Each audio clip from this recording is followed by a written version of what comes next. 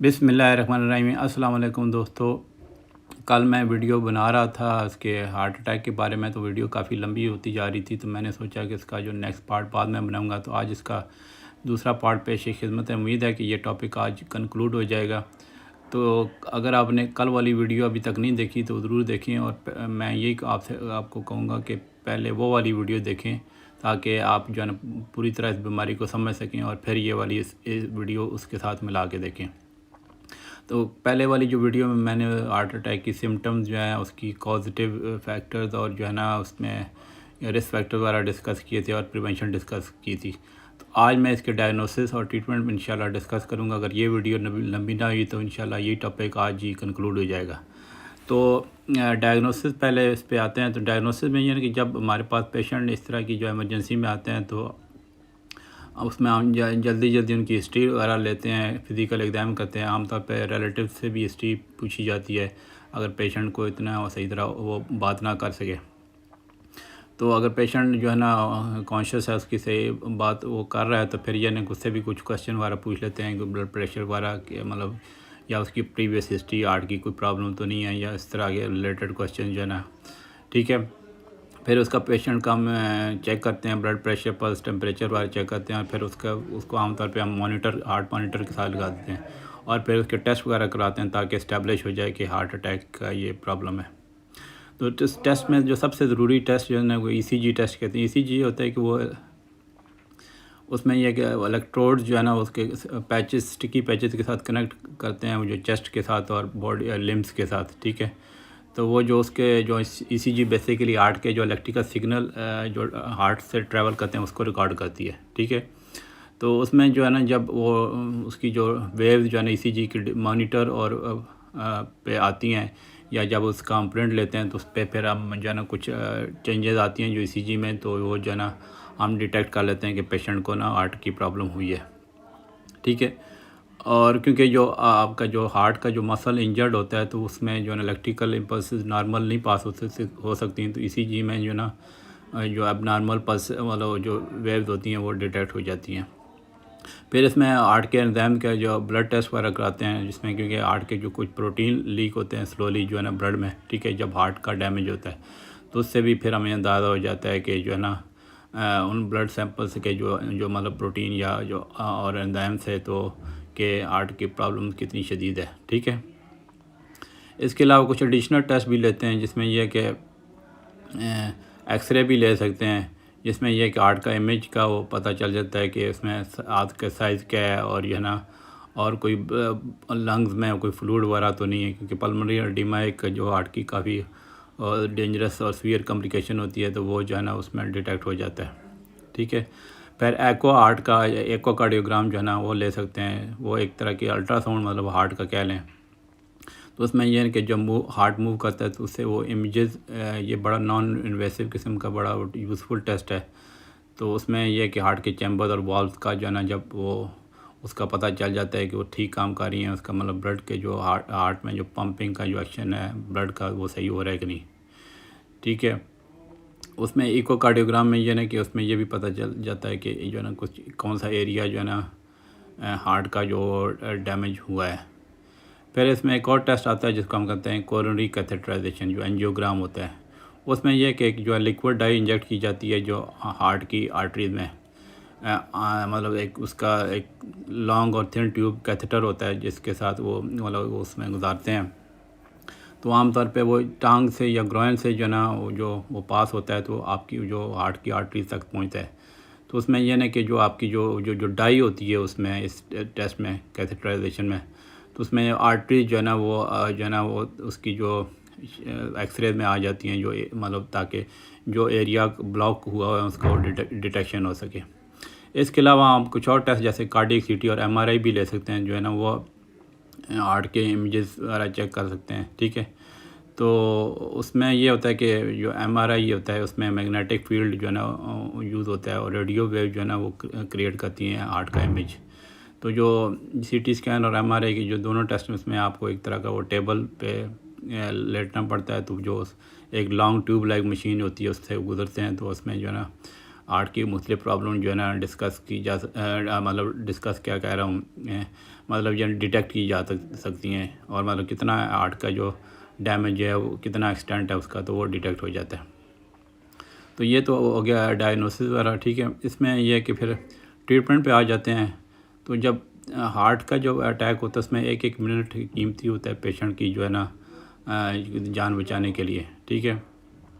तो बेसिकली इस heart attack में हमारा मकसद ये होता है कि जो है ना जितना कम से कम डैमेज उसको हार्ट को पहुंच सके, तो वो पेशेंट की सेहतयाबी मतलब उसमें हो सकती है।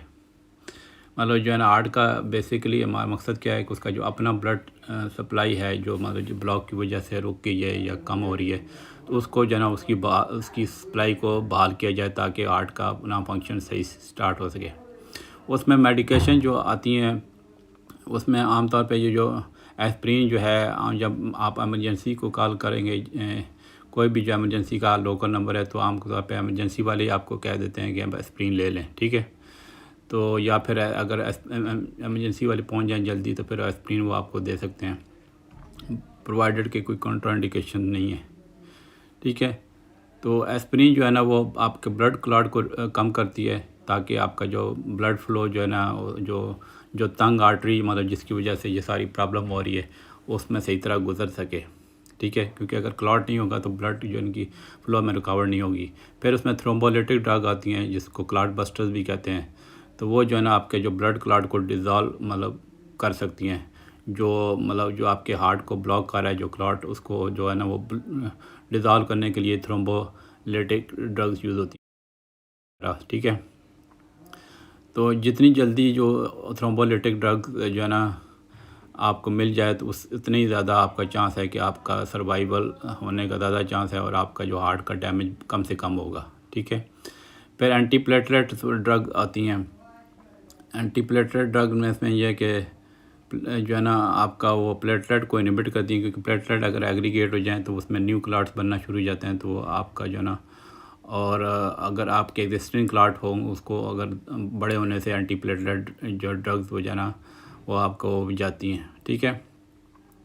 फिर उसमें और ब्लड थिनिंग मेडिकेशन आती हैं जैसे हेपरिन वगैरह, तो ये ना कि वो आपका जो ब्लड को जो ना वो गाढ़ा होने से रोकती हैं ताकि वो क्लॉट्स ना बने।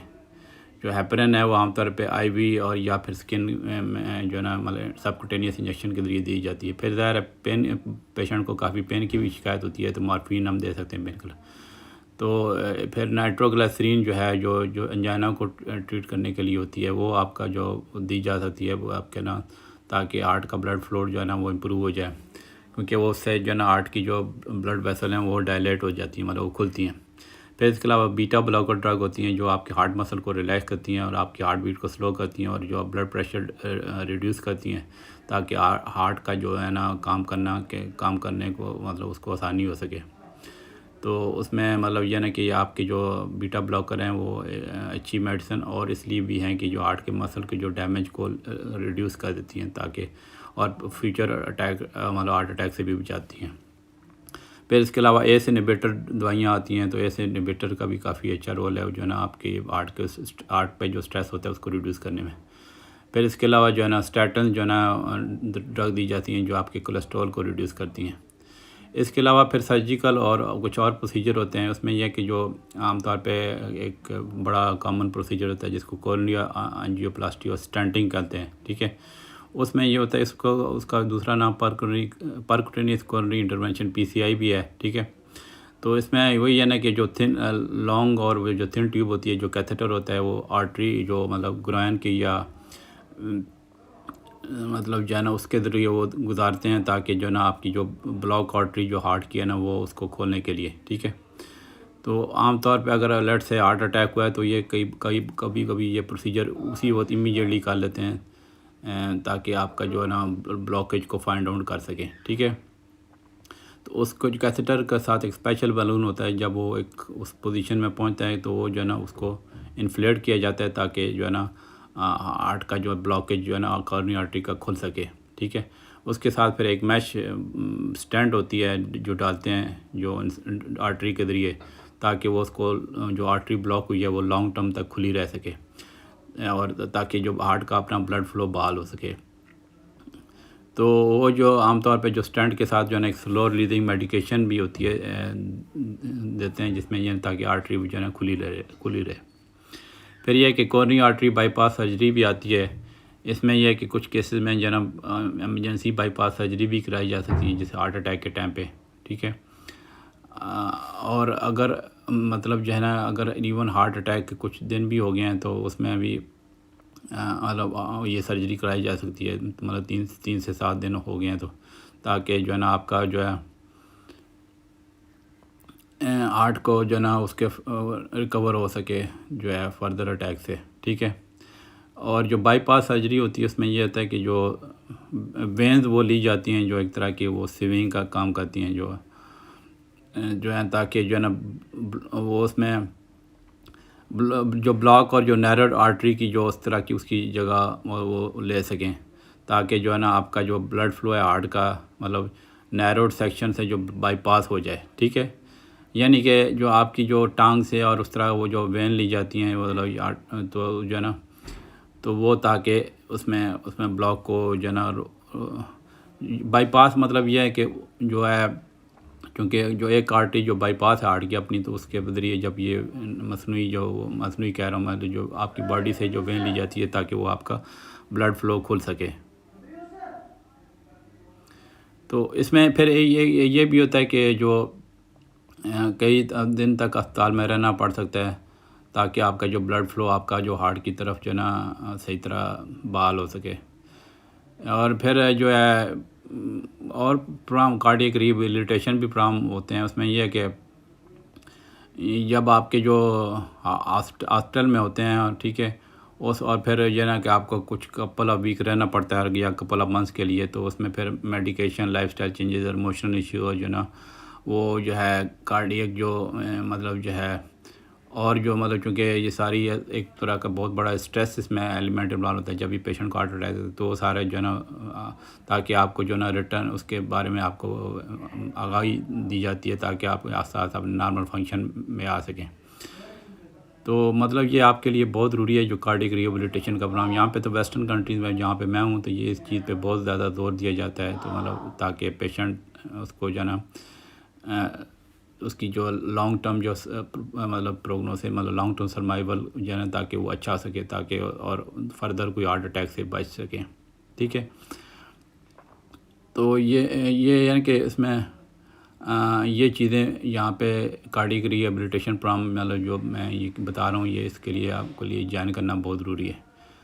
अब ये तो आपकी जो हार्ट अटैक की और उसमें एमरजेंसी ट्रीटमेंट मैंने बता दिया। अब मैं कुछ लाइफस्टाइल और जो है ना होम रेमेडीज़ बता सकता हूँ आपको। तो लाइफस्टाइल होम रेमेडीज़ में ज़ाहिर है कि जो भी चीज़ें हार्ट जो मैंने रिस्क फैक्टर बताए तो उसको अगर आप कंट्रोल करेंगे तो वो आपको बेहतर हो सकता है। जैसे मिसाल के तौर पे अवॉइड स्मोकिंग आप अगर करते हैं तो वो बिल्कुल आप बंद करनी होगी, ठीक है। और सेकंड हैंड स्मोकिंग मतलब जो पैसिव स्मोकिंग, उसमें आपने बिल्कुल अगर लेट से किसी बंदा कोई आपके घर में स्मोकिंग कर रहा है तो उसको आप रोकना होगा ताकि जो बंदे को हार्ट अटैक है उससे फर्दर डैमेज ना हो। फिर यह कि आपका ब्लड प्रेशर और कोलेस्ट्रॉल को जो है ना जो कंट्रोल करने के लिए मेडिसिन दी जाती हैं वो आप जो है ना वो आप बाकायदगी से खाएँ, ठीक है। और रेगुलर मतलब उसके मेडिसिन जो है ना वो आप अगर कोई कमी बेशी मतलब आप ड्रग जो है ना उसको वो करना चाहते हैं रिड्यूस या उस तरह को कुछ साइड इफ़ेक्ट हो रहे हैं तो वो डॉक्टर से आप मतलब जो है ना रेगुलरली आप उससे इन टच रहें। मतलब आपने अपना रेगुलर मेडिकल चेकअप ज़रूर करा रहे हैं ताकि आपका मतलब ये जान सकें कि आपका ब्लड प्रेशर जो है ना कोलेस्ट्रॉल वाला और ये सारे जो डायबिटीज़ अगर है तो वो कंट्रोल में है कि नहीं है। तो उसमें फिर एक्सरसाइज के भी आपको जो है ना एडवाइस हम करते हैं कि जो है ना ताकि आपका जो है ना दोबारा से उस तरह मतलब आपका जो है हार्ट अटैक की इस तरह की मतलब वो ना हो, ठीक है। उसमें यह है कि हम आमतौर पे कहते हैं कि 150 मिनट जो है मॉडरेट एरोबिक एक्टिविटी, ठीक है, या मतलब जो है 75 मिनट जो है ना विगरस एक्टिविटी या कम्बिनेशन जो है ना दोनों का करना है, ठीक है। मतलब ये जो मैं ये चीज़ें बता रहा हूँ कि जब आप हॉस्पिटल से डिस्चार्ज हो जाते हैं तो ये सब आपने कंटिन्यू रखना है ताकि आपका जो है ना फंक्शन नॉर्मल रहे और ताकि फर्दर इस तरह के डैमेज हार्ट अटैक की वजह से ना हो, ठीक है। अपना वेट फिर आपको हम बताते हैं कि अपना वेट आपने बिल्कुल सही रखना है, ताकि ओवर वेट, क्योंकि ओवर वेट होने मोटापे की वजह से आपको, जैसे मैंने पहले बोला, बहुत सारी प्रॉब्लम हो सकती हैं।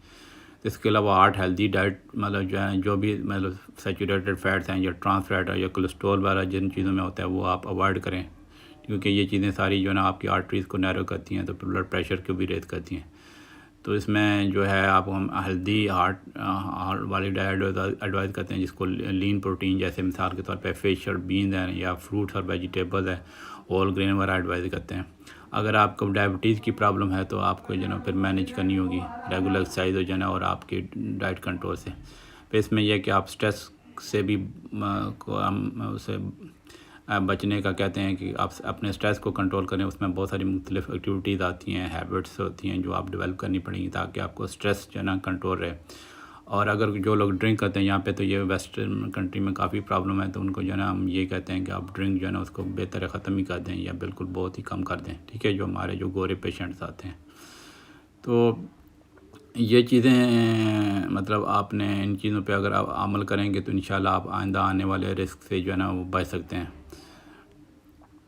तो बाकी ये कि अगर आपके जो है फ़िज़िकल जो एक्टिविटी है और सेक्सुअल एक्टिविटी है, आप जो है ना हार्ट अटैक की जब आपको होता है उसके बाद से कुछ चंद दिन में आप अगर रिकवर हो जाते हैं, उसके बाद वो आप स्टार्ट कर सकते हैं। और ये से मतलब जो है ना आपने ये ख्याल रखना है कि आपके मतलब जो है बेसिकली मकसद, सारी चीज़ें बताने का मकसद ये है कि आपने अगर अपनी सेहत मतलब जो फैक्टर्स बताएं, जो रिस्क फैक्टर को आप कंट्रोल कर लें, जो जैसे स्मोकिंग है और अल्कोहलिज्म है और इस तरह के जो ओवरवेट इश्यूज़ हैं वो अगर आप कंट्रोल कर लें और साथ एक्सरसाइज वगैरह जारी रखें, तो आप जो नॉर्मल जो है ना आपकी जो पार्टनर के साथ जो भी एक्टिविटी है वो आप जारी रख सकते हैं, सेक्सुअल एक्टिविटी, ठीक है।